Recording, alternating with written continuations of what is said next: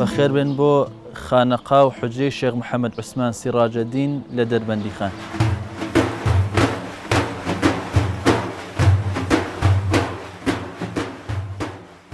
ئەم جێگە و مەکانە پیرۆزە مزگەوت و مەدرسە و خانەقای حەزرەتی شێخ محەممەد عوسمان سیراج الدینی نەقشبەندیە لە ساڵی 1991 لەسەر ئەمری جەنابیان بناغەی دانراوە، پاشان لەسەر ئەرکی کاک شێخ عەبدولمەلیکی کوڕی جەنابیان تەواو کراوە و لە ساڵی 1998 لەو کاتەوە لە خزمەت شەریعەتی پیرۆزی ئیسلام و موسڵماناندایە. ئەم جێگە پیرۆزە یەکێکە لەو جێگایانەی کە شێخی سیراجەدین کردوێتیەوە و دایناوە بۆ خزمەتی شەریعەتی پیرۆزی ئیسلام و طریقەتی پیرۆزی نەقشبەندی. لەم حوجرەدا نزیک بە 20 فەقێمان هەیە. یاساکانی وەرگرتنی فەقێش ئەوەیە ئەوەڵەن کەسێک بێ خوێنەواری هەبێ، واتە لانیکەم تا 6 سەرەتایی خوێند بێت و کەسێکی بەدین و بەڕەوشت بێت، سلوکی جوان بێت و خۆی یەکلا بکاتەوە بۆ خوێندن، دوور لە دنیا و لە ئەحزابی دینی و لە ئەحزابی دنیایی سەرقاڵ بێ بە خوێندنی شەرعیەوە. زۆربەی ئەوانەی کە لە ئێرە دەخوێنن خەڵکی ئێرە نین، خەڵکی شوێنەکانی تری دەرەوەی دەربەندی خانن. لێرە خواردن و ئیسراحەتیان لەلایەن خانەقاوەیە.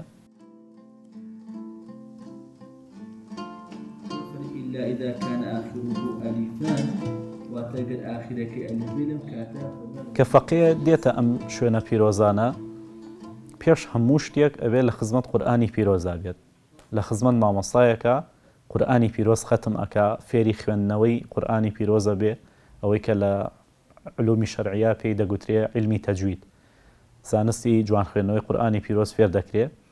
پاشان دەست ئەکا بە نامیلکەی ئەحمەدی، ئاوا بەم تەسەلسولە ئەڕوا. دوو چین هەیە لە ناو فەقێدا. چینی یەکەم پێی دەگوترێ سوختە. سوختە هەتا مەرحەلەیەکی علمیە، هەتا علمی مەنتیقە بە دیاریکراویش لە کتێبی عەبدوڵڵا یەزدیە کە کتێبێکە لە زانستی مەنتیق دانووسراوە. هەتا ئەو مەرحەلە، هەتا ئەو کتێبە پێی دەگوترێ سوختە. ئەمە قۆناغی یەکەمی فەقێیەتیە. پاش ئەوە دەبێ بە مستەعید. مستەعیدی قۆناغی کۆتاهەمینی فەقێیە. ئیتر لە مستەعیدیە زانستەکانی کۆتایی دەخوێنێ وەکو ئوسوڵی فیقه و بەلاغە و هەتا دوای زانستەکان، پاشان ئیجازەی مەلایەتی وەردەگرێ.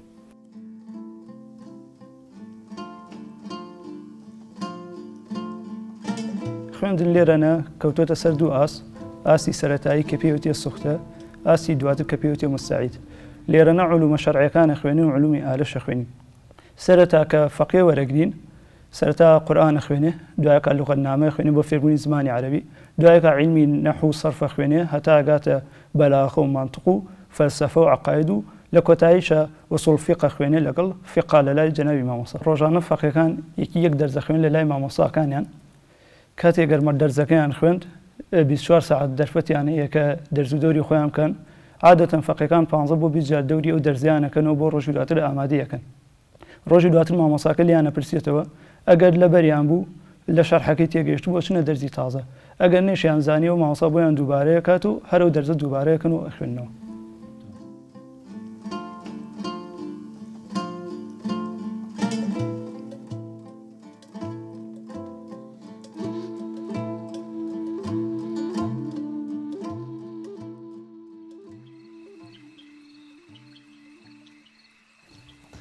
بسم الله الرحمن الرحيم. يا الله ملاديان ملاجيان ملاجيان بارشي وصدرن ولا محمد ولا محمد اسكاكا يصدرن انا حازره ملانس ملاجيان ما وصل اسكاكا درن انا حازره ملا شيو شيو ملا شيو اسكاكا درن انا حازر براكم ديسن براجي كان تاكو كانوا دي درن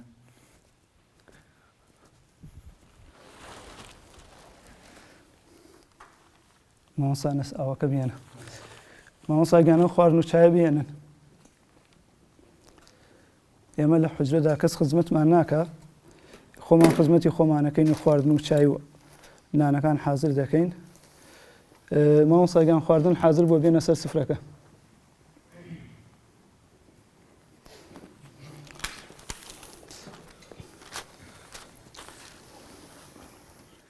ئەرێ نانەکە لەکوێیە؟ مامۆستا محەممەدیان و نانە بێرە کاکە.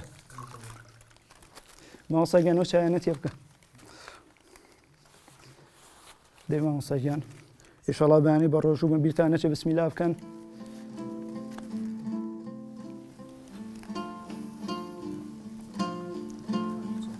دەست خۆش مامۆستاگیان.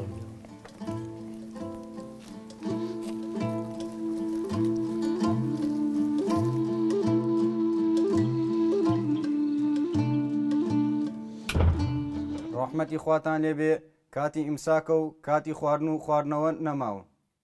لە مانگی پیرۆزی ڕەمەزاندا بەگشتی دەرسەکان ئەوەسێنرێ مەگەر فەقەیەک بۆ خۆی پێی خۆش بێ زیاتر لە خزمەتی زانستا بێ و بخوێنێ و ئەو فەقیانەی کە قۆناغێکی زانستیان بڕیوە با بڵێن چوونەتە قۆناغی ناوەندی لەم خوێندنە چەند عیلمێکیان خوێندووە لە شەرع خوێندویانە ئەتوانن بچن لە گوندەکانی کوردستانە خزمەت بە دینی پیرۆزی ئیسلامکەن لە زاراوەی حوجرەشدا ئەمە پێی دەگوترێ مەلا ڕەمەزانی واتە ئەو فەقێ لە مانگی ڕەمەزانە ئەچێتە جێگەیەک لادەیەک لەوێ خزمەتی دینی پیرۆزی ئیسلامەکات و لە خزمەت ئەو مسلمانانەدا دەبێت.